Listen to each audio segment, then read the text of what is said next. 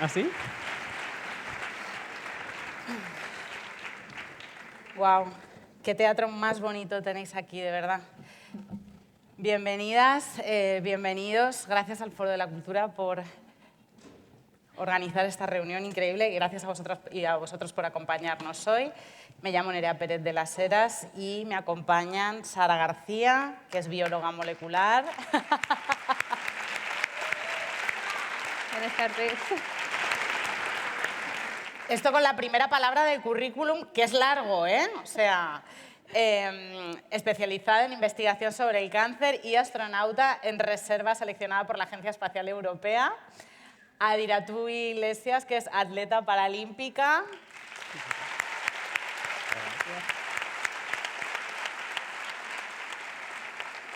Y Sara Socas, cantante, compositora, rapera, mujer destacadísima.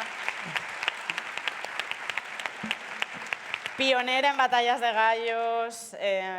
Bueno, me parece maravilloso, súper emocionante tener aquí a personas que son muy especiales en todos los sentidos, que han llevado sus profesiones, sus cabezas, sus cuerpos hasta el límite, que son pioneras en lo suyo, que son únicas, ejemplos de superación, reinas faraonas, de ahí los aplausos, y que nos hayamos juntado para hablar precisamente del miedo, ¿no?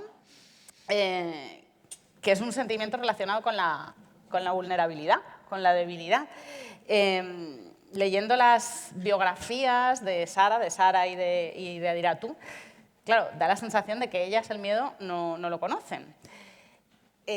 Yo también creo que estoy aquí por una razón, ¿no? Que tiene un sentido que yo esté aquí. Yo supongo que me han invitado a moderar esta charla porque me dedico a la comunicación, entonces tengo costumbre de hacer estas cosas, y porque me pasó una cosa que es una convención de las películas de terror.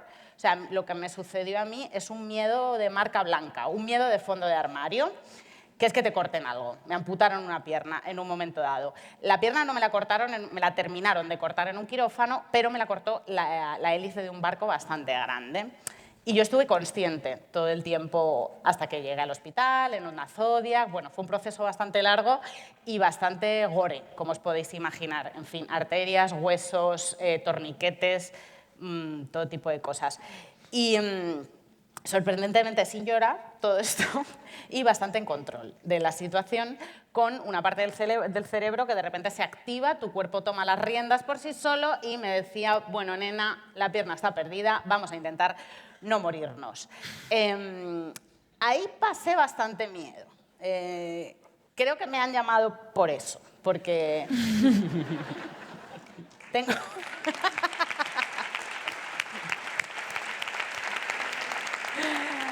Más que por lo de que hable bien y haga preguntas y me sepa leer las biografías de la gente. Creo que este casting tiene mucho sentido. Como veis, el miedo es un sentimiento con muchísimas matices y es un sentimiento muy transversal y que además crece contigo. O sea, siempre está a tu medida. Y si tu medida es como la de estas mujeres que tengo a mi lado, si tu medida es tan grande, si tus aspiraciones, tus talentos, tus objetivos son tan grandes, son de calidad suprema, de calidad premium, pues el miedo también debe ser de calidad premium. Estamos a punto de averiguarlo. Contadnos primero, porfa, un poquito más sobre vosotras. Sara, empezamos contigo, empezamos a conocerte cuando te conviertes en la primera astronauta española y alucinamos. Y luego fuimos sabiendo que además trabajabas para curarnos el cáncer. Y ya, claro, no sabíamos por dónde cogerte, ¿no? Tremendo currículum. Cuéntanos, porfa, qué estás haciendo ahora, dónde desarrollas tu actividad científica, en qué te especializas, cómo es tu día a día ahora. Yo llevo más de 10 años dedicándome a la investigación, desde que terminé la carrera y empecé un doctorado, ya especializándome en investigación oncológica, y desde el 2019 trabajo en el Centro Nacional de Investigaciones Oncológicas en Madrid, en un proyecto que busca desarrollar nuevos medicamentos contra el cáncer de pulmón y el cáncer de páncreas, dos tipos en concreto de cáncer que tienen una mutación común. Por eso trabajo con estos tipos que a priori son tan diferentes. Y sigo haciéndolo. Lo único que ahora tengo que gestionar el tiempo mucho mejor porque tengo otras múltiples tareas, pero en mi día a día mi trabajo principal sigue siendo el de investigadora, porque además ahora mismo lidero un proyecto, tengo un equipo a mi cargo que requieren de mi dirección, Lo que sí que lo combino es con la formación de astronauta que empezó el año pasado en Colonia, en el Centro Europeo de Astronautas, con muchas tareas de divulgación científica y relacionada también con exploración espacial, carreras STEM, y ahora recientemente acabo de publicar un libro. Así que Madre mía. muchos proyectos. No quejarse la gente de que no os da tiempo a las cosas, ¿eh? Porque además haces una labor de activismo, diría yo, de representación, estás siempre implicada en temas para animar a las niñas y a las chicas jóvenes a que se interesen por la ciencia. Sí. A que no le tengan miedo a las ciencias, a que no le por hilar tengan un poco miedo. con el tema del miedo. Adira, tú eres gallega y de Mali. Llegas a España porque por el miedo de tus padres, en parte, ¿no? Porque ciertas personas de tu país, ¿no? Apoyadas en unas supersticiones, en determinadas creencias alrededor de las personas albinas, te hagan daño. Cuéntanos un poco más de tus orígenes, de ese periplo.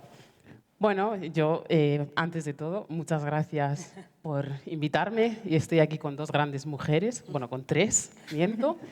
Y me da un poco de miedo esto también, me impone un poco, pero aquí estamos representando también nuestra pequeña parte, ¿no?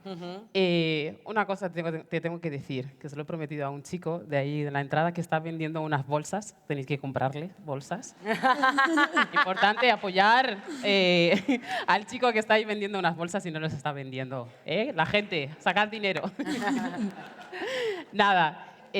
Bueno, yo soy de Mali, pues mis padres, por el miedo de mis padres y por pues conservarme yo en vida, decidieron que me viniera aquí a España con unos familiares míos, porque en África las personas que tenemos albinismo son perseguidas e incluso asesinadas porque dicen que somos personas de mala suerte.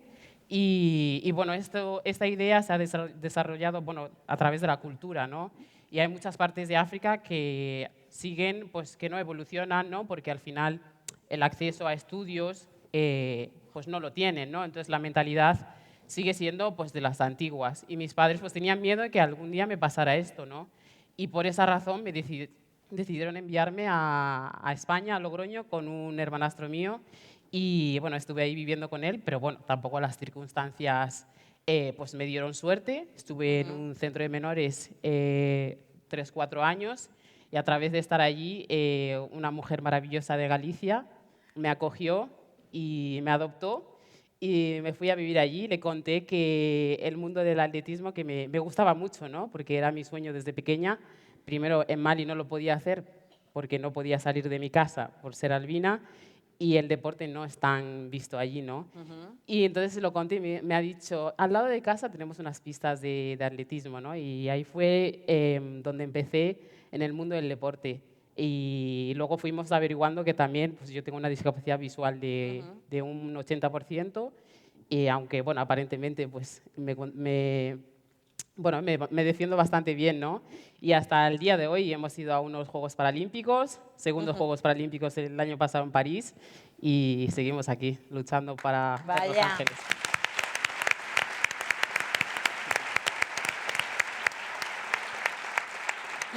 Qué historia, amiga.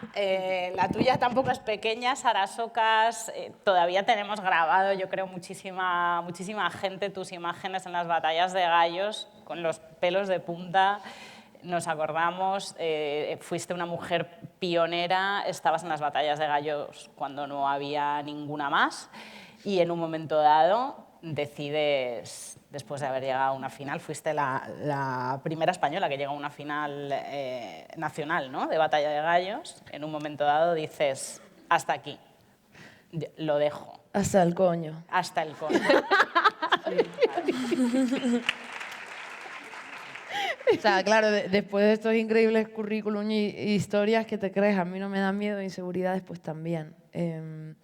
Bueno, la verdad que en el tema de lo que viene siendo las batallas, te digo que bueno, en general yo tengo soy una persona que tiene bastante miedo a todas las cosas, pero hay algo dentro de mí, no sé qué es, pero hay un chip que siempre dice, tírate. Como cuando tú sabes que el agua está congelada y no te quieres meter, pero sabes que poco a poco va a ser un rollo también. Entonces te tiras sin pensarlo. Pues sí, esa tendencia no suicida, sino de supervivencia, me acompaña a lo largo de la vida y por eso yo decido insultarme con hombres en un escenario, al menos me pagaron y también estoy aquí, así que el trauma como que se redujo un poco y nada, muy, muy contenta de estar aquí, es mi primera vez en Valladolid y con estas mujeres increíbles, un placer.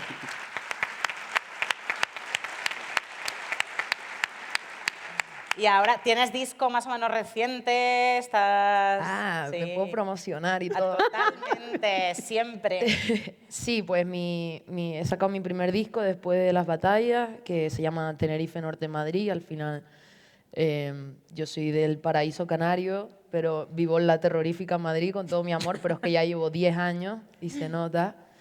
Y bueno, un poco una fusión de todo este viaje que ha sido no solamente físico, ¿no? De emanciparte fuera de casa y buscar oportunidades fuera, sino pues también espiritual y mental y como lo queramos llamar. Ahora estoy trabajando en el segundo, colaborando con otros artistas también y joder, pues es que según lo cuento me siento súper afortunada, la verdad.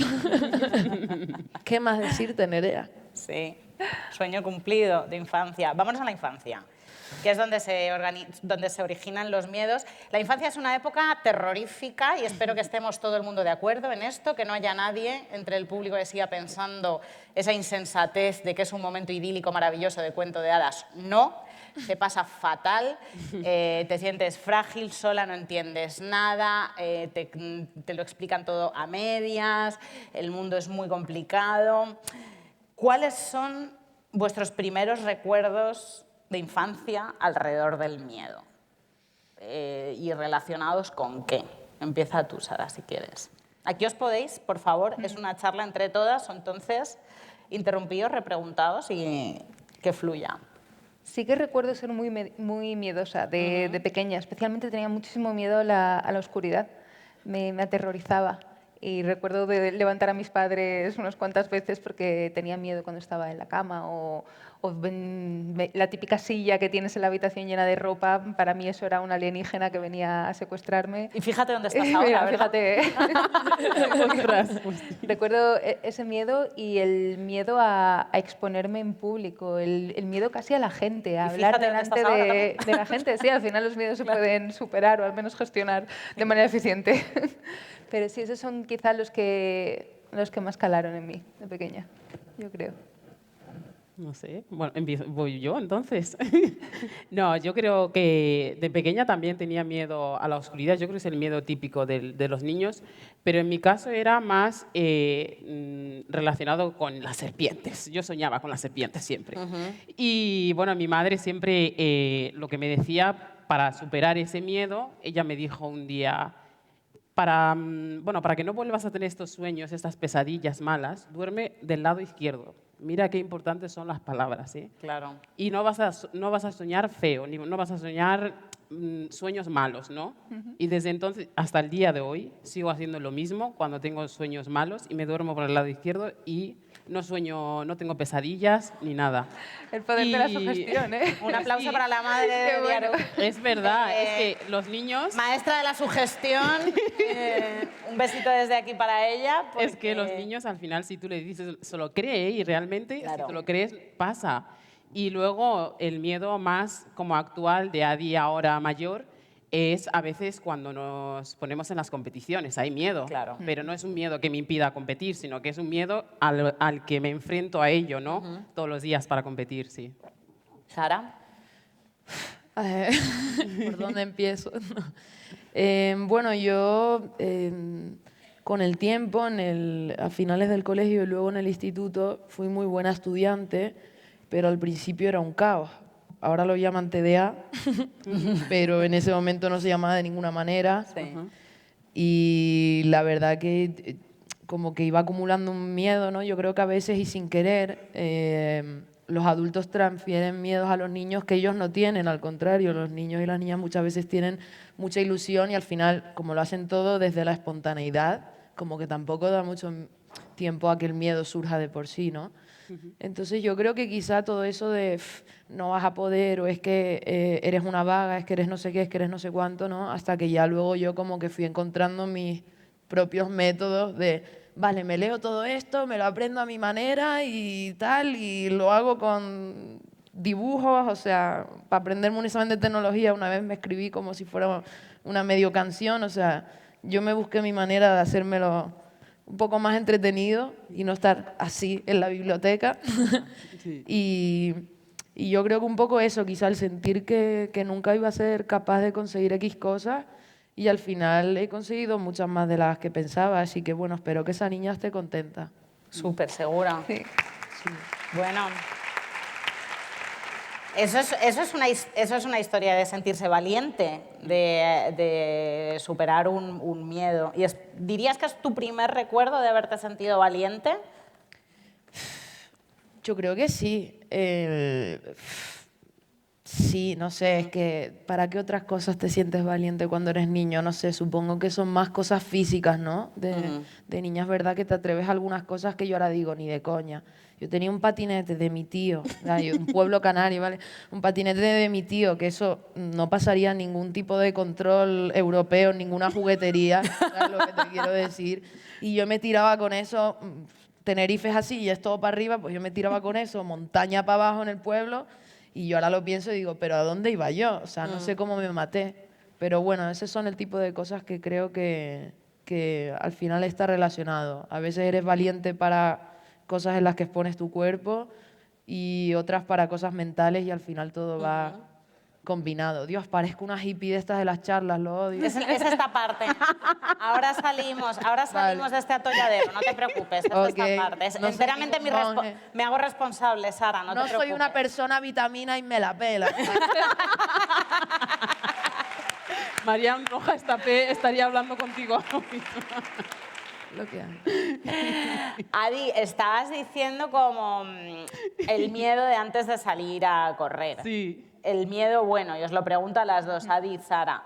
¿Hay miedos buenos, movilizadores, transformadores, gasolina, miedo gasolina, que os gusten, que os empujen, que os muevan? Sí, yo creo que, bueno, nosotros los deportistas ya somos masoquistas. Ya, eso porque es verdad. Estamos ahí entrenando todos los días y se sufre mucho. Y aún así seguimos para adelante. Y en mi caso, yo soy especialista en velocidad, hago 100, 200 y de repente descubrieron que se me daba bien el 400. Y claro, yo digo, a ver, se me da bien, pero es que es una prueba que todo el mundo sufre. O sea, quieras o no, sufres. Entonces es una prueba muy difícil de correr, sobre todo a nivel psicológico. Físicamente, si entrenas, es fácil. Pero luego hay un momento en el que el pinchazo es tan enorme que es que llegas en la recta y quieres correr y no puedes ni levantar las piernas, entonces en ese momento tienes que tirar de mente. Y entonces en mi primer campeonato de Europa a mí me cambiaron de categoría de discapacidad visual, estamos clasificados en 3 clases, y a mí me cambiaron de una clase a otra. Entonces, claro, yo ya solo tenía el 400, solo podía correr esa prueba, ¿no? ¿Qué pasa? Ahora tuve que pensar en ese momento, vale, esta prueba yo sé correrla, pero es que es un campeonato de Europa. Tengo que correr mucho. Y fue la primera vez en la que competí a nivel internacional con una prueba que no había ido con esa prueba. Entonces me dijo mi entrenador, mira, esto igual significa algo, porque los cambios siempre traen algo bueno. Entonces dije, vale, pues, pero es que me daba miedo. Miedo era la palabra, ¿no? Entonces cuando corrí esa prueba, yo estaba ahí, me estaban presentando, la cámara yo no quería ni verlo. Y digo, por favor que acaben ya, porque si no me voy. ¿Sabes? Ese pensamiento de miedo de querer irte. ¿Sabes? Sí, sí, sí. Pero aún así decía, no, había 2 lados ahí, no, quédate, yo, no, vete, quédate. Entonces al final me quedé y corrí y ese miedo se convirtió en, ya me impone, pero no me da miedo, ¿no? Ya era, me imponía, ¿no? Pero luego empecé a correrlo e hice récord de Europa, quedé oro, cogí 2 medallas de oro y aquí estamos.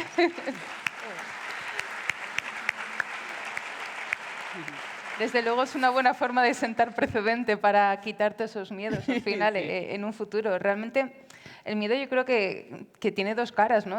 Por un lado puede ser algo paralizante Sí. si no eres capaz de gestionarlo, de sobreponerte a ello, pero al mismo tiempo también puede ser un motor que te incite a hacer algo, que te desafíe, que suponga un reto, porque que tú sientas miedo hacia algo significa que de alguna manera eso te importa.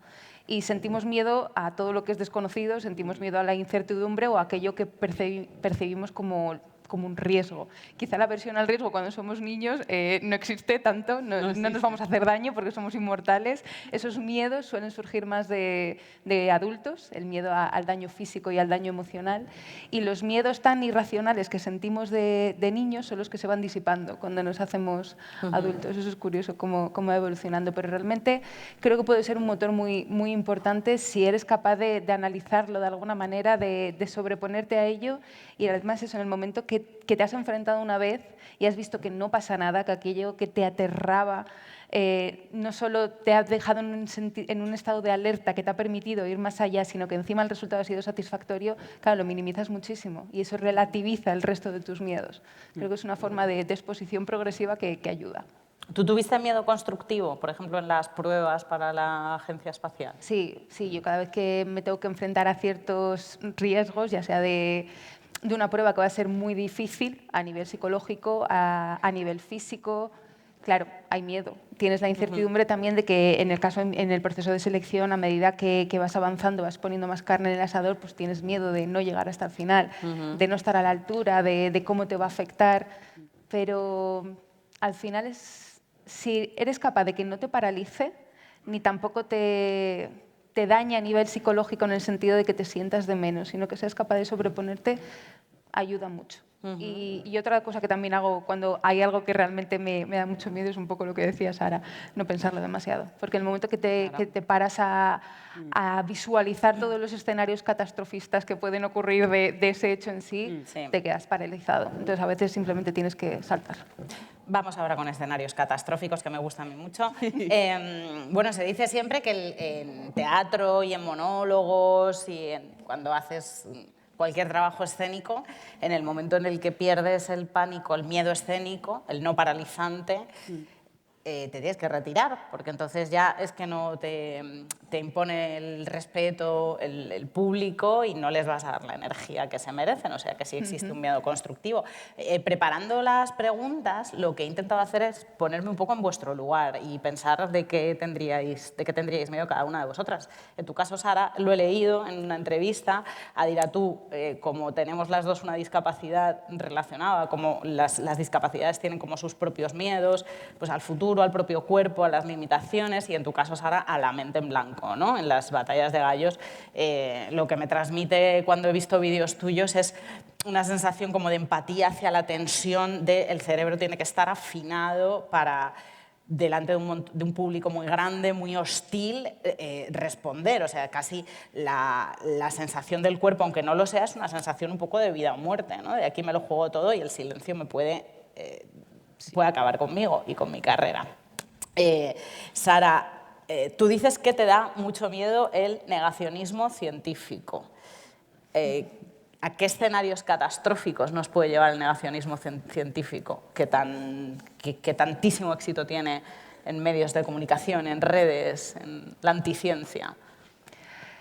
La anticiencia lleva a que se pierde por completo el escrutinio, el ser crítico con las cosas que ocurren y realmente puede tener un problema grave, por ejemplo, cuando nos lo llevamos al ámbito de la salud. Porque digamos que todo el mundo puede justificar, yo tengo derecho a creer en lo que a mí me dé la gana, pero en el momento que denostas por completo la ciencia, las pruebas, algo que puede ser refutable, que puede ser falsable o que lleva años y años de estudios acumulando que van en una determinada dirección y luego eso lo aplicas a ámbitos como que nos afectan, como pues desde la tecnología hasta el tema de la salud, puede acabar haciendo muchísimo daño a la sociedad. Y que eso esté proliferando tanto y se le esté dando el mismo peso me preocupa drásticamente, la verdad, el tema del negacionismo, que se niegue la ciencia y el método científico. Sí, porque ya no tenemos entonces asideros reales, ¿no? Comprobables. Exacto, el método científico se basa precisamente en eso, de que las cosas se pueden refutar. En el momento que tú estableces unas premisas basadas en tu creencia que de alguna manera no se pueden refutar, ¿cuáles son las reglas del juego? ¿Dónde nos movemos? Entonces, absolutamente todo vale. Claro. ¿Cómo determinamos qué es lo correcto, qué es lo que funciona realmente para una sociedad y lo que no? Si de repente todo vale y puedes sacarte cualquier premisa de la manga. Sí, sí, la realidad es plastilina, total.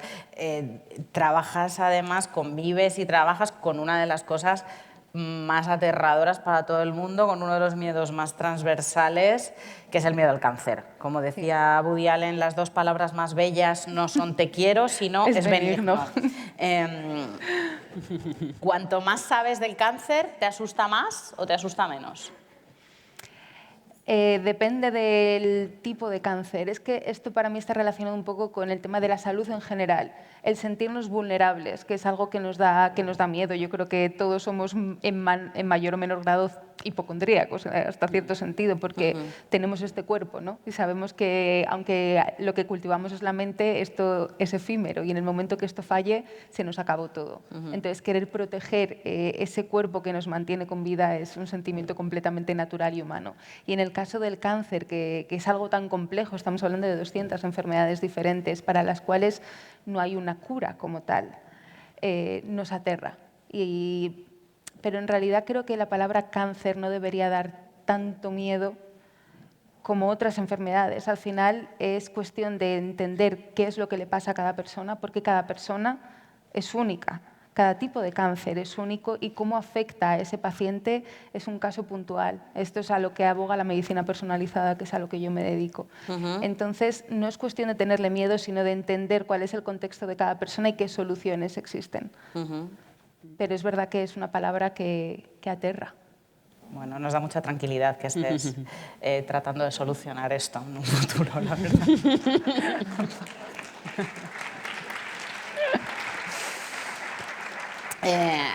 Sara, tú socas. Tu mundo puede ser muy complicado. Según un estudio de 2021 realizado en Reino Unido, alguien cuyo trabajo está relacionado con la música tiene 3 veces más posibilidades de desarrollar depresión y 4 más de presentar ansiedad que si se dedicara a cualquier otra actividad. Ahora solo tengo una de 2, está bien. Bueno, nos alegramos un montón. No nos hace falta que nos digas si es depresión o ansiedad. Que cada uno elija la que quiera. La música como entorno laboral es muy rara. O sea, en la música se han asumido como normales unas dinámicas que resultarían completamente inimaginables en cualquier otro tipo de trabajo. ¿Es posible protegerse de todo esto que le hace la industria a los artistas?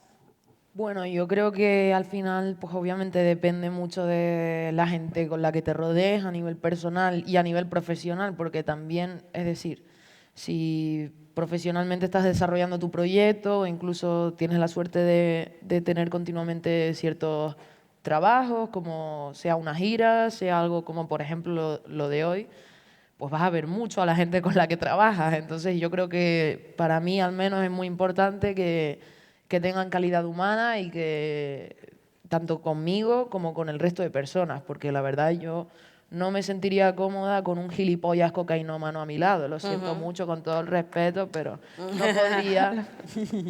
No podría. Yo creo que sí que es cierto que sobre todo la industria, como la sociedad, ¿no? La industria de la música cada vez es como todo más rápido, más de... O sea, ya no es como antes que, bueno, pues una banda estaba, ¿no?, 4 años o incluso 5 sin sacar un disco y seguía con la gira anterior, ¿no? Y durante todo ese tiempo, pues, habían grabado una canción en Chile y otra en no sé dónde y salió otro nuevo proyecto.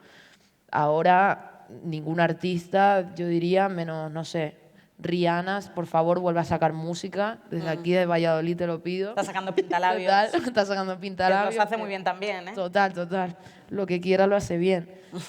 Pero al final es un poco eso, yo creo, sobre todo lo que agobia, ¿no? El rollo este de, bueno, sí, es llegar, pero también es mantenerse en todos los aspectos.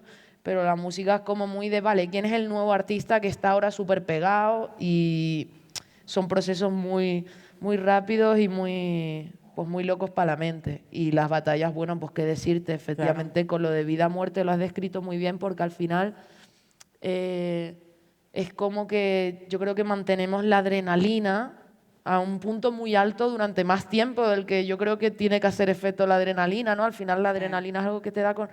Hostia, cuando estás haciendo algo que te apasiona mucho o algo que te tiene muy tenso, incluso para correr, ¿no? O sea, no me quiero imaginar cómo tiene que ser, pero al final si una batalla, por ejemplo, dura 20 minutos, hostia, pues son con sus más y sus menos, el cuerpo y la mente no soportarían tanto, pero... Sí. Pues- Hay un poquito de persona en este cortisol, podríamos decir. Exactamente.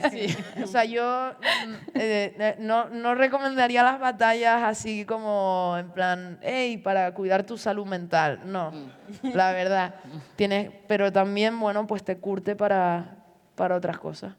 Además, el público de las batallas, Sara, no es como el resto de público de la música, no es como este público maravilloso, tranquilísimo, atentísimo, encantador, que aplaude muchísimo. Total. Es bastante hostil, o sea, es algo difícil de ver, genera muchísima tensión en las artistas. ¿A ti qué te ha dado más miedo o qué te ha provocado más adrenalina? ¿Tu propia agudeza mental para sacar rimas y para eliminar al contrincante, o el contexto que tenías alrededor, esos gritos, esas que además eran como muy misóginos, muy violentos, muy duros? Es que, ¿sabes qué pasa? Bueno, primero, está muy bien que nombres esto del freestyle, porque para mí es como que la doble F, digo yo, siempre de la traición. De los peores públicos son el del fútbol y el del freestyle, está seguro. Mi opinión con respecto a eso es que en directo a veces es hostil, pero a veces también da mucho calor, depende del lugar en el que estés. Pero hay veces en la que el contexto te juega a favor o en contra. No es lo mismo hacer una batalla en México siendo española, o del mismo modo que no es lo mismo hacer una batalla contra alguien que todo el mundo ya quiere que esa persona pierda por lo que sea, que hacer una batalla, por ejemplo, con otra chica, que es como que terroríficamente, pues esto sigue pasando en la sociedad, pero en el freestyle muchísimo, es como que si se enfrentan dos chicas, vamos, poco más que el morbo de dos chicas peleándose en el barro en bikini. Pues, Gallinero. exactamente, la perspectiva que ven es la misma, ¿no? De tiene que ganar una, por así decirlo. Entonces, no sé, por redes ha sido mucho peor que en persona. Por redes, muchísimo hate. Cuanto más feminista me volvía yo, más hate me caía. Entonces, bueno, cuando fui haciendo esa gráfica dije, ah, vale, si es que yo pienso esto y esta gente siempre va a ir en contra y cuanto más diga yo, más en contra van a ir. Entonces yo no voy a cambiar mi pensamiento y me he dado cuenta que tampoco el de ellos, así que cada uno con su conciencia, dormir tranquila. Y yo, como tu amiga Inés Hernán, pues he nacido para cada vez que me tiren hate, tocarles más el coño y ya está. Me encanta. Y le está funcionando muy bien, oye, así que hay que Pues tomar ejemplo. Qué bueno. Adira, tú, pasa algo parecido con el deporte. No es como las otras profesiones. El deporte de élite es algo inimaginable para las personas de a pie. La disciplina es altísima, la autoexigencia es altísima, el desgaste físico y psicológico, los años que puedes trabajar, el nivel de competición, o sea, es algo, creo que difícil de entender, y por eso te quiero preguntar algo muy básico, porque a mí me genera curiosidad, igual a la gente también, que es ¿cómo es tu rutina? ¿Cómo es el día a día de una deportista de élite? ¿Qué haces desde que te levantas hasta que te acuestas en épocas de entrenamiento, claro, duro? Pues es que depende mucho. O sea, yo al nivel al que estoy entrenando, que ya es al alto nivel, porque eso depende un poco, ¿no? Yo he estado viviendo en Madrid en el centro de altos rendimientos. Y allí, pues a partir de ahí, cuando entras en un centro de alto rendimiento o eres deportista de alto nivel, porque puedes ser deportista de alto nivel estando en tu pueblo, ¿no? Pero yo, a partir de los Juegos de Tokio 2021, que era, bueno, se iba a hacer en 2020, pero se hizo en el 21, después de los Juegos de Tokio fue cuando empecé más a ser como más deportista de alto nivel, a ser más conocida, ¿no? Ya tenía una responsabilidad en mis pies, ¿no? Había traído dos medallas de los Juegos, entonces ya empezaba a haber muchas presiones, muchas cosas, ¿no? Y a raíz de ahí pues empecé a tener un equipo detrás pues, para trabajar a nivel psicológico, fisioterapeuta, el entrenador, representante, manager, todas estas cosas, ¿no? Entonces mi día a día se basa un poco a eso, entrenar por la mañana y por la tarde, estudio también entre medias. Y bueno, pues los días que tengo que ir al fisio, pues algún día pues tengo fisio, entrenamiento y luego entrenamiento por la tarde. O tengo psicóloga antes de ir al entrenamiento y luego pues comer, descansar, estudiar un poco, luego ir a entrenar. El día varía mucho. Es una semana un poco caos, pero al final te acabas acostumbrando porque al fin es lo que elegiste, ¿no? Y lo que estás haciendo. Pero a mí me parece un mundo muy bonito. Mientras lo haga con cabeza y con los pies en la tierra, funciona bastante bien, sí. Y la psicóloga es una psicóloga deportiva, ¿verdad? O sea, las deportistas, los y las deportistas que competís a este rendimiento, a estos niveles, siempre tenéis apoyo psicológico, es lo más normal. No siempre, por desgracia. No, por el simple hecho de, por ejemplo, el estar en el centro de altos rendimientos, deberíamos tener todos psicólogos, pero no es así. La verdad es que hay una realidad en el deporte que no es la más bonita, porque la gente suele pensar que por ser deportista y por competir, ir a los juegos, ya has tenido un equipo apoyando. No suele ser así. Y haber sido finalista en los juegos no sueles tener ningún apoyo. Entonces, solamente los que tienen apoyo son los medallistas, en este caso, muchas veces, la mayoría de los casos. Luego, a nivel, si tú quieres trabajar más cosas, pues la gente lo suele hacer por su cuenta. No suele haber muchas becas, muchas cosas, ¿no? Si no tienes medallas. Pero si tienes medalla, tienes el apoyo de todos. Pero como que si no tienes medalla, no eres nadie. Y esto tiene que cambiar muchísimo.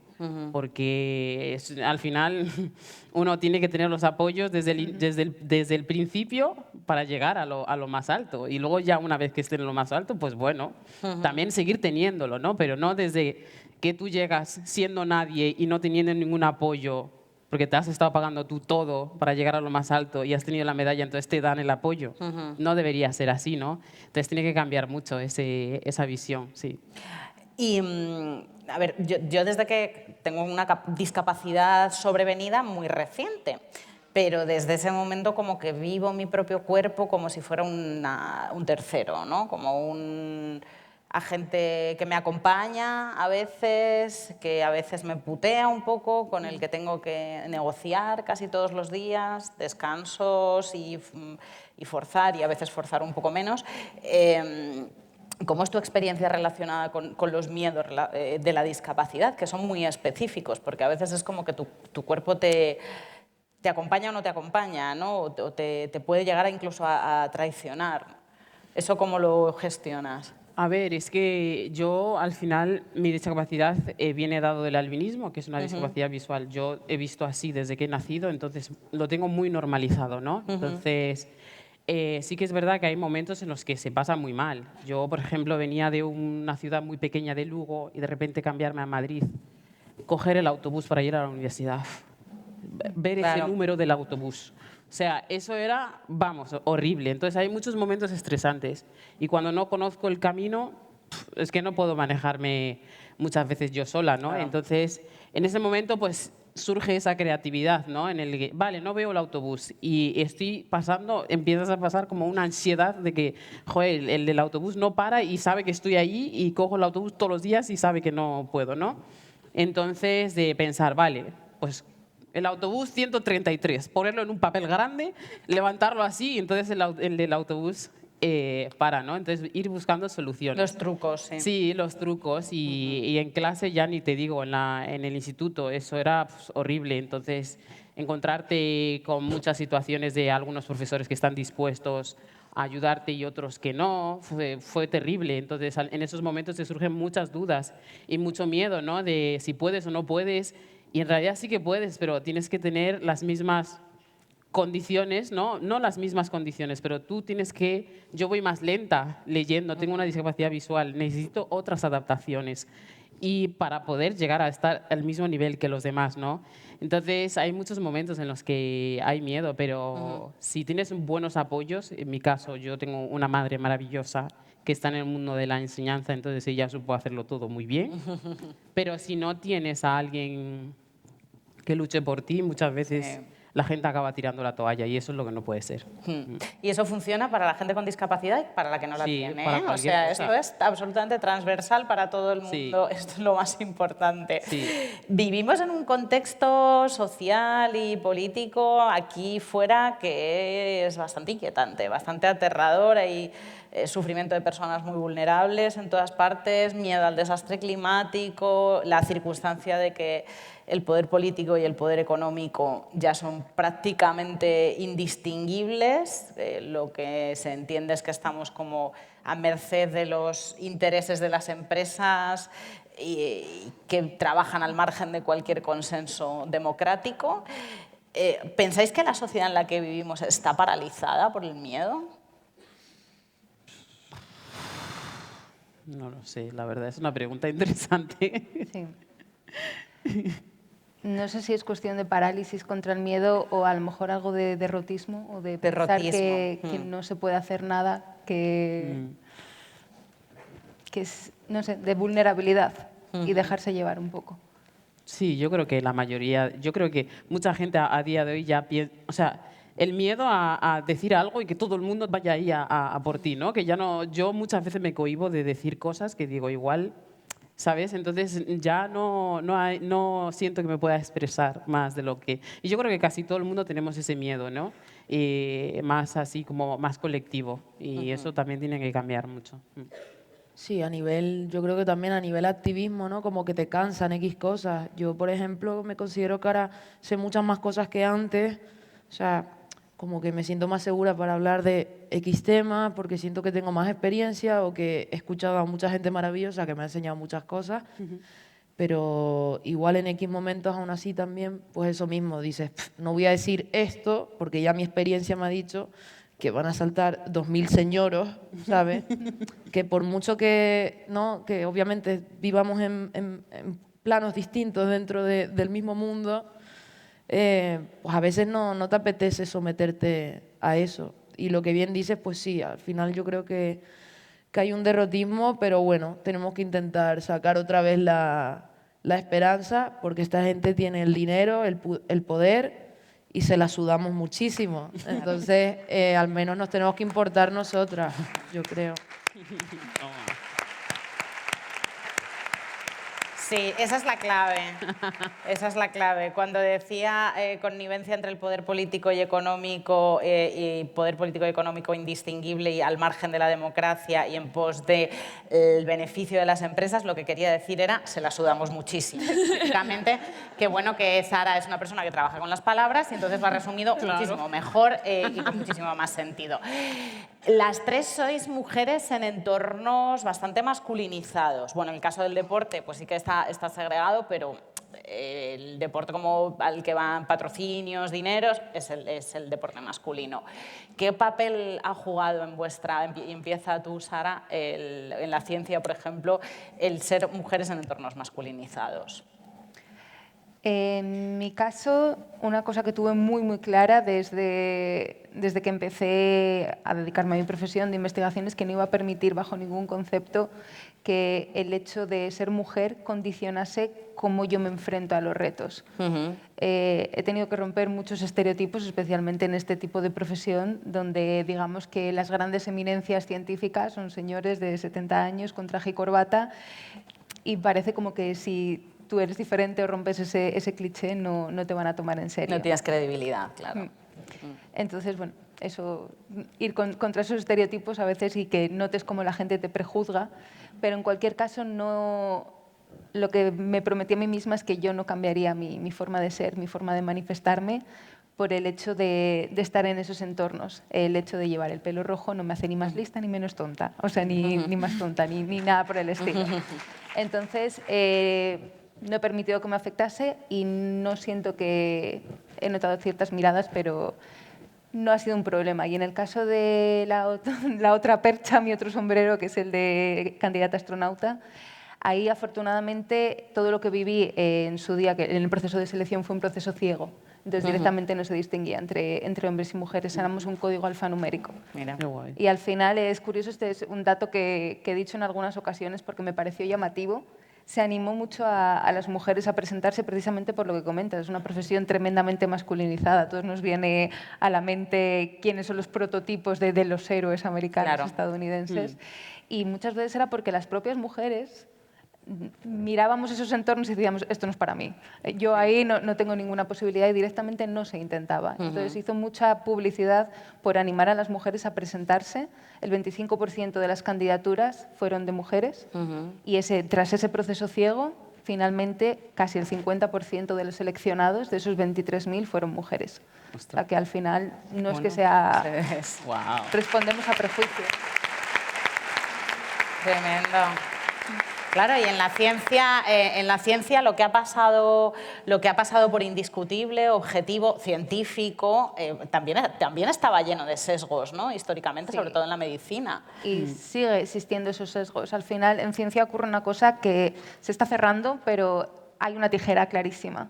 Hay más mujeres generalmente que persiguen carreras científicas, especialmente las relacionadas con temas más biosanitarios. Y aunque en las universidades suelen licenciarse o graduarse más mujeres con mejores notas, incluso entran más en el doctorado, a medida que van avanzando en la carrera científica y en la carrera investigadora a puestos de catedrática, de rectoras de universidades, de directoras de centros de investigación, caen picado. Y al final, esos puestos que muchas veces son discrecionales los eligen personas que ya están en el entorno y que están sesgadas. Y cuando se paran a pensar en nombres de grandes científicos, les vienen sus colegas masculinos. Claro. Entonces, eso es verdad que se está cerrando, pero arrastramos un bagaje en ciencia bastante calamitoso. En ese Calamitoso, sentido. es la palabra. Adiara, tú, en el Yo- deporte. Pues yo creo que en el mundo del deporte, la verdad es que de lo que yo conozco en relación con el atletismo, está bastante igualada, ¿eh? En cuanto a becas, en cuanto a nivel, pues a cualquier cosa relacionada a nivel de de visibilidad, bueno, a tema económico también en becas, se ha igualado bastante. Sí que es verdad que yo, como soy una deportista que compito tanto con gente con discapacidad como gente sin discapacidad, sí que veíamos las personas con discapacidad esa desigualdad, ¿no? de los deportistas paralímpicos con los deportistas olímpicos, que con los Juegos de París 2024 ya se ha igualado el premio de las medallas y vemos que se está avanzando en ese sentido, ¿no? Pero en general, en lo que es el deporte, ya no hay distinción a nivel económico, relación, igual más en temas relacionados con patrocinadores. Sí que ahí sí que ya tienen en cuenta más, pues si eres hombre o mujer, si eres más bonita, si no eres más bonita, si tienes más seguidores, si tienes menos seguidores. Hay muchísimas cosas, ¿no? que se están teniendo en cuenta ahora en eso, ¿no? Y no es tanto a nivel económico, que eso sí que era un problema hace unos años, mirando Río 2016, pero ha cambiado muchísimo. Eso, pero ahora mira más que si tienes muchos seguidores, eso es lo que está mirando ahora. Y da igual que seas hombre que mujer, si tienes un montón de seguidores, va más por ti. Eso es otro Sí. tipo de brecha. Sí, que es sí. llamativo, claro. Mm. Sara, lo tuyo es extremo. Yo no voy a hablar de mis seguidores. Es que tiene de todo. Lo tuyo es extremo. Pues fíjate, para mí es como un arma de doble filo en el sentido de que cuando entras en un ámbito en el que está naturalizado que todo el mundo sea hombre, y ya no te estoy hablando además únicamente de, por ejemplo, en mi caso, los competidores, sino que también los técnicos de sonido eran hombres, producción eran hombres, los managers eran hombres, o sea, ya ha ido cambiando un poco la cosa, pero al final, pues sí, estabas ahí un poco como... de alguna manera u otra, yo sí que lo que me daba cuenta era que hostia, cuando es tanta la diferencia, simplemente por sentir, o sea, yo echaba en falta que hubiera otras mujeres ya en el sentido físico, ¿sabes? Al final hay cosas que hablando en el humor, en X temas, ideologías, formas de pensar, pues es normal que automáticamente yo me fuera a sentir más Sí, cómoda. experiencias vitales. Exactamente. Sí. Con claro, a veces era como, me acaba de bajar la regla, ¿sabes? ¿Qué te pasa? Y yo, joder, macho, y ahora, Claro. y los 10 ahí, tal, cual, digo, madre mía, o sea, ¿qué está pasando aquí? Y en ese sentido sí, lo veo también como arma de doble filo porque hay gente que ya es como, boom, eres mujer, entonces ya como que ponen el ojo en ti y como que cuesta más pasar desapercibida y eso está bien o mal, porque claro, el fallo enseguida te lo van a señalar, cuando igual hay otro que sube ahí, ¿no? Con su canuto, no sé qué, dice 4 cosas, pim, pam, y ni llueve ni deja de llover, no pasa nada. Pero cuando hay una mujer parece que es como si representara a todas las mujeres, ¿no? Que también es como una Totalmente, presión. sí. Y luego también con lo que mencionabas tú, Sara, de, por ejemplo, con lo del pelo o lo que fuera. Es curioso también la presión que yo he visto en torno al físico. Evidentemente estamos en una sociedad obsesionada con el físico y demás, pero nunca está bien cuando eres mujer, porque resulta que si cumples, o sea, si tienes un cuerpo como hegemónico, estás ahí por estar buena. Pero si no estás buena, ¿qué coño haces que no estás buena? Sí. Sí. Sí, tal cual. Entonces no sé si operarme las Sí. orejas y ponerme tetas o no, me lo estoy Claro. pensando. O ponerte tetas en las orejas, exactamente. No, Nunca estoy aciertas. muy contenta con ella. Nunca aciertas, nunca aciertas. Bueno, y nunca entre las artistas, Sí. a ellas van con 16 bailarines, malabaristas, delfines, luz y Total. sonido, fuegos artificiales. En la música urbana y ellos salen con un chándal. Y el autotune. Claro. Brrr, El autotune. y a correr. Es tremendo. Chicas, estamos a punto de terminar y, ya como en plan cotilleo os quiero preguntar cuáles son vuestros miedos irracionales. Cotilleo para que la gente lo sepa, pero me parece gracioso. El mío, por ejemplo, son las polillas, ¿vale? O sea, yo puedo hacerme un torniquete en medio del mar con una pierna colgando, pero entra una polilla en mi casa y me mudo. Me mudo porque me parecen unas bestias lovecraftianas. No sé si las habéis visto de cerca. Dan muchísimo miedo, se convierten en polvo cuando les acercas un trapo. No sé por qué tienen que existir. Y me dan mucho miedo las polillas, la verdad. Yo también. ¿A ti también? Normal. No, la yo verdad. de eso no. Yo con la serpiente, que ya lo dije. Las ahí, claro. serpientes. No, a mí me encantan las Eso me serpientes. parece, yo digo, pero ¿cómo se menean así? No me gusta. No me gusta ni la cara ni cómo se mueven. Eso yo no sé si me ha pasado algo de pequeña, pero hay algo ahí que es que si lo veo, sueño con él toda la noche, no duermo. Entonces, si yo veo una serpiente, también me mudo de mi piso, o de Claro, lo que te sea. tienes que mudar. Sí, Las sí. polillas se mueven muy raro también, están atolondradas encima, como que no saben lo que quieren, se chocan, me molestan. Entonces, a veces digo, mira, doy gracias a Dios por ver mal, porque igual si hay una serpiente por ahí.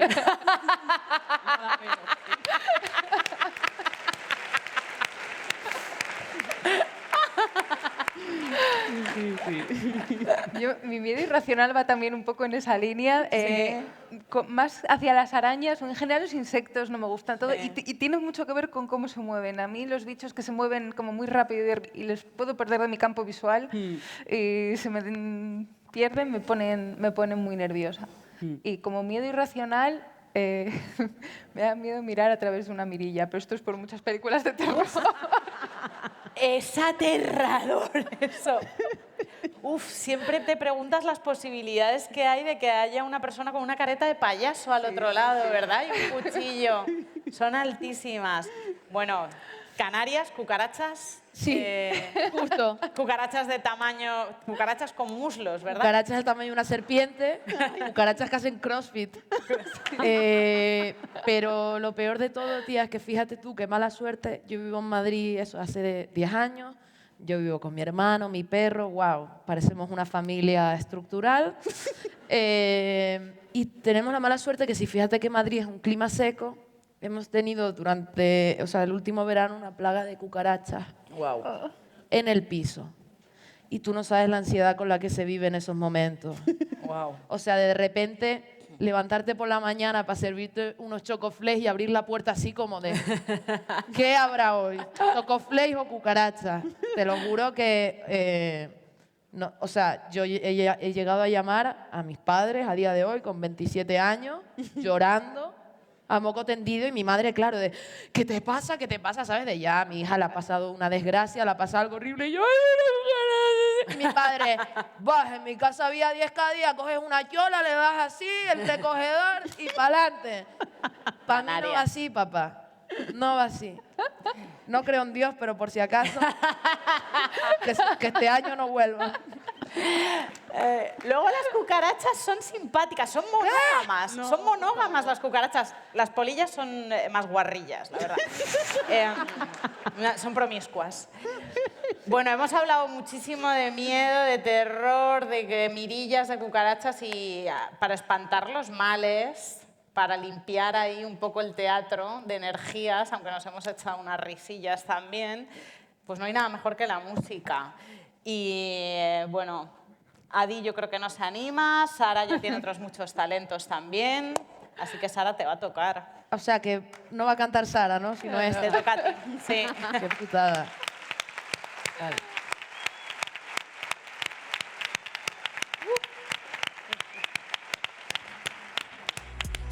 Otro día que no voy al médico, no me he tomado el ansiolítico, me siento desgraciada en el éxito, aún no he aprendido cómo vivir con todo aquello que la vida me quitó, olvidarme de lo que no le di yo y que se haga demasiado tarde.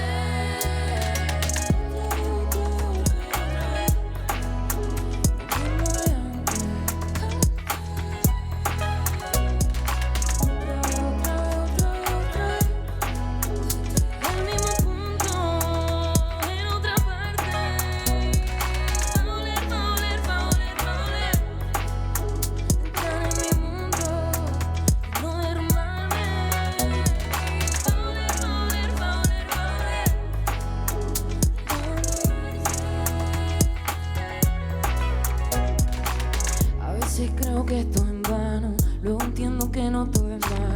Estudiando mil cosas en mí, el estar aquí ya un regalo. Y si mi alma se hace pedazo o cometo los mismos pecados, me juro que cada minuto cuidaré del fruto que había sembrado. Mi inseguridad me hacía morirme de celos y mi ansiedad el hacerme un lado. El miedo a estar sola me hacía decir te quiero a quien en verdad nunca había amado. Y otra vez lo mismo de antes. Otra vez el mismo punto en otra parte. Va a oler entrar en mi mundo y no derrumbarme. Va a oler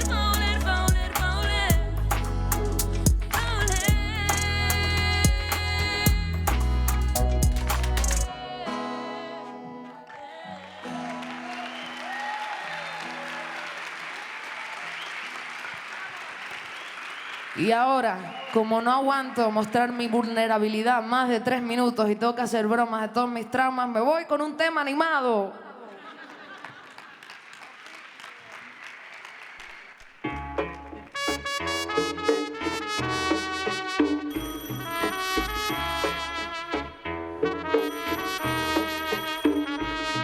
Me llaman de Buenos Aires, de México, Medellín, pero igualmente no olvido a mi gente de Madrid, con la que comparto tanto. Cada vez que canto, las manos levanto, deseo que estén allí.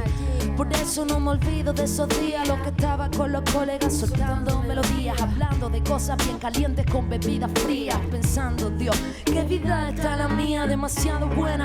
He cruzado la Alameda, he cruzado el charco y he podido rapear pa' afuera. He podido conocer otras culturas, a gente insegura, gente dura y gente llena de problemas del todo. Es necesario un detox. He jugado en grandes campos como Samuel Eto'o y siento que el segundo más bonito de mi vida no está dentro de un estadio, sino en una habitación. Ahora soy All-Star y eso que por mí nadie aportaba. Modo no molestar, somos el sonido del mañana, de la isla a la capital. Estoy celebrando con la nada, saltando en el festival. Papi, que quería conseguir estar arriba vida dentro de este ranking. Para mí esto no es tontería. Contarte mi vida en los temas de mi tracklist. No quiero banderas que refuercen la frontera. Quiero que se trate igual al de dentro y al de afuera. Que la vida ya no sea una carrera y podamos disfrutar del poco tiempo que nos queda. Y tu tren sale, tu ven dale. Revolución crítica, lírica, Rubén Blades. Tú en bares, yo en ave. Cuestión de estadística. La que sabe, sabe, sabor, azúcar, ritmos del sur, Celia Cruz en el carnaval de Santa Cruz y ron, ariucas, himnos en luz, estábamos todos, menos tú. Ahora soy estar y eso que por mí nadie aportaba. Modo no molestar, somos el sonido del mañana, del aire a la capital. Estoy celebrando con la rama.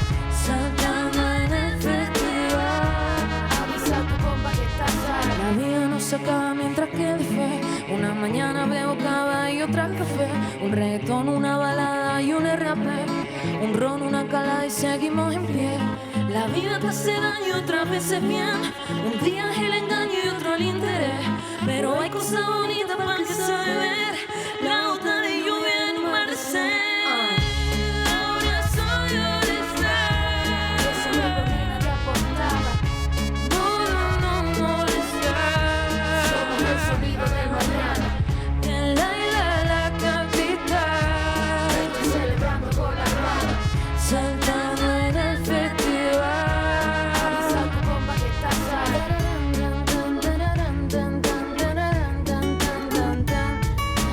Latinos en Pucela.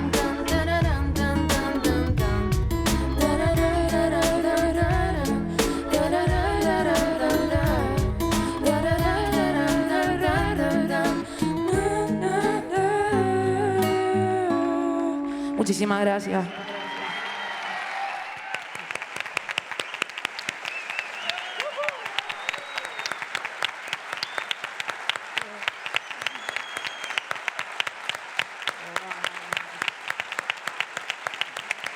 Increíble.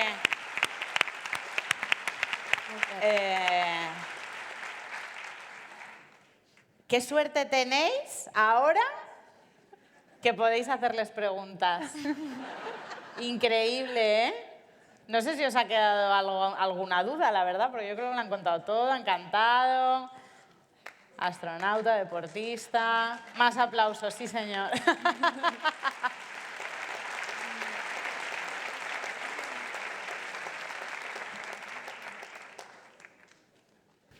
Hola, bueno, lo primero decir que vaya diosas 4 que hay aquí, que me alegra un montón que seáis 4 mujeres y que estoy súper orgullosa de cada una, cómo habéis hecho vuestra carrera. Yo os admiro a todas y la verdad es que es una maravilla teneros aquí en Valladolid, así que para mí es un placer, la verdad. Y quería preguntaros, que creo que es algo que ha sobrevolado durante toda la conversación, y es si, por ser mujeres, habéis sentido en algún momento de vuestras vidas miedo o lo seguís sintiendo ahora.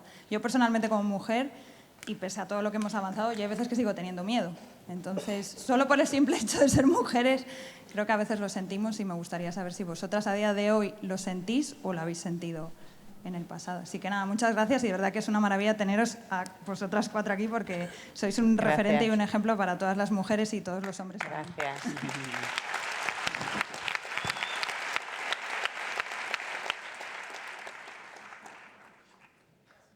¿Quién empieza? Sí, claro que sí. Sí, además es clave decir que lo sientes por ser mujer, no por vivir en un sitio determinado, ni por vivir en una familia determinada. A nivel estadístico, en todo el mundo sufrimos más violencia. Sufrimos una violencia que tiene un carácter... No son allanamientos de morada, no son robos, es violencia por el hecho de ser mujeres. Entonces, a mí me parece profundamente reaccionario cuando escucho a una mujer, que todavía las hay, como en connivencia con un tipo de pensamiento negacionista de la violencia machista, que dice, yo no he tenido nunca miedo por ser mujer. Te contradice la realidad misma. Entonces, sí, claro. Sí.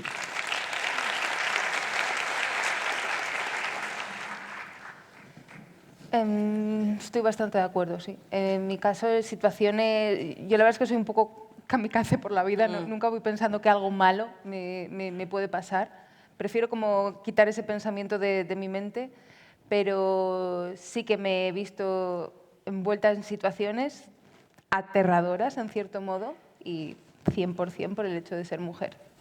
De gente que te persigue a casa, que te increpan, que te dicen cosas por ser mujer.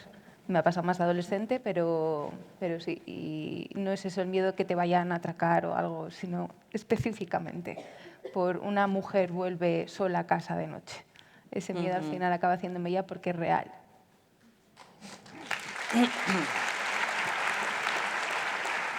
Yo la verdad es que no lo sé. A mí me da un poco igual todo ya. Claro, como Porque- tú corres rápido, Claro. te da igual, pero fíjate a mí. ¿Qué coño te vas a...? Oye, que jugamos con la desventaja de que no veo una mierda. Vale, es verdad. Ahí tienes razón.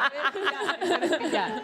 Pero sí que es verdad que me da un poco. Yo siempre hablo con educación, entonces entro ya así. Pero siempre cuando hay algo injusto lo digo. Da igual que seas hombre, mujer, voy para adelante. Y sobre todo en casos relacionados con nuestro tema de cuando hay algo injusto. Pues yo qué sé, en este caso, a relación con el tema deportivo, de si le dan una cosa más que a un hombre que a una mujer, quiero saber un porqué. Y lo digo. Entonces voy para adelante.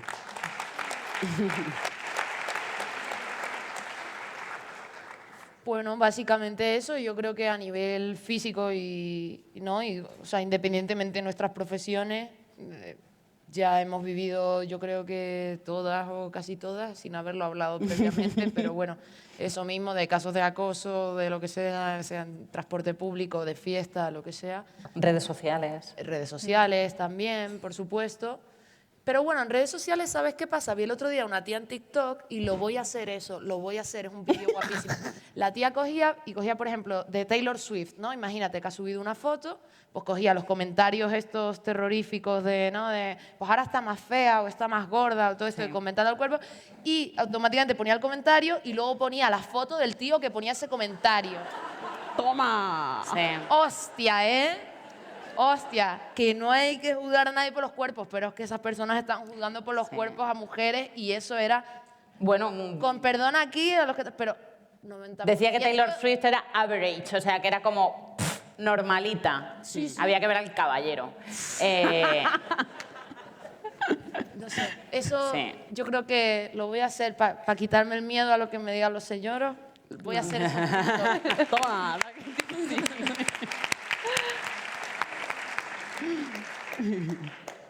Hola, muy buenas, un placer. Yo es una pregunta que no sé si viene mucho a cuento, pero sí está relacionada con lo que estáis diciendo de ser mujeres en muchas profesiones de hombres. Yo soy una persona del colectivo LGTBIQ+, considero que hay que defender cada una de esas letras, pero sobre todo siento que hay una gran discriminación social ahora mismo en torno a la letra T, que son las personas transexuales.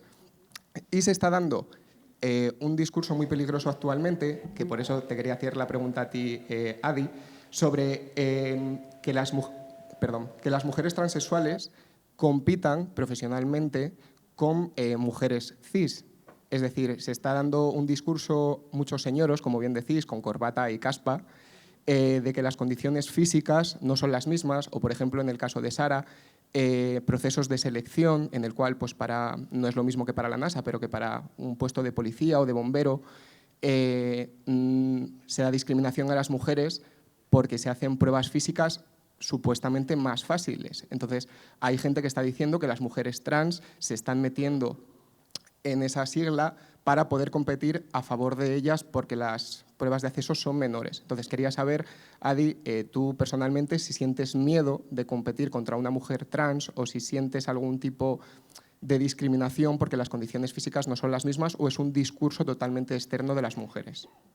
A ver, se está hablando mucho de este tema. De hecho, yo he competido con una mujer trans en alguna de las competiciones mías y bueno, pues obviamente yo estoy a favor de que cada uno, al final, si uno se siente, pues quiere hacer un cambio físico, pues yo totalmente de acuerdo, ¿vale? A la hora de competir sí que es verdad que si tú no es lo mismo que tú hagas un cambio físico cuando tienes 10 años, empieces a hacer el proceso de hormonamiento a los 12, 13, 14, 15 años, que lo empiezas a hacer cuando tú ya estás formado como persona adulta con 20 o 30 años, ¿vale? Porque vas con una ventaja, ¿no? Y se está hablando mucho de esto para hablar, o sea, para hacer competiciones específicas para personas trans. Tampoco creo que sea necesario que se tenga que apartar a nadie. Sí que es verdad que creemos, las deportistas en este caso, que creemos que se debe de haber un control, en este caso, de cuando se hormonan más jóvenes, porque, claro, no es lo mismo que tú te empieces a hormonar cuando ya has crecido, porque vas con una ventaja si tú pasas de ser hombre a ser una mujer, ¿no? No estamos en contra de que se haga, de competir contra nadie, pero sí que estamos en contra de eso, porque al final partes de una ventaja, ¿no? Es como un dopaje, ¿no? Para el mundo del deporte, pero se quieren hacer unas competiciones para personas trans.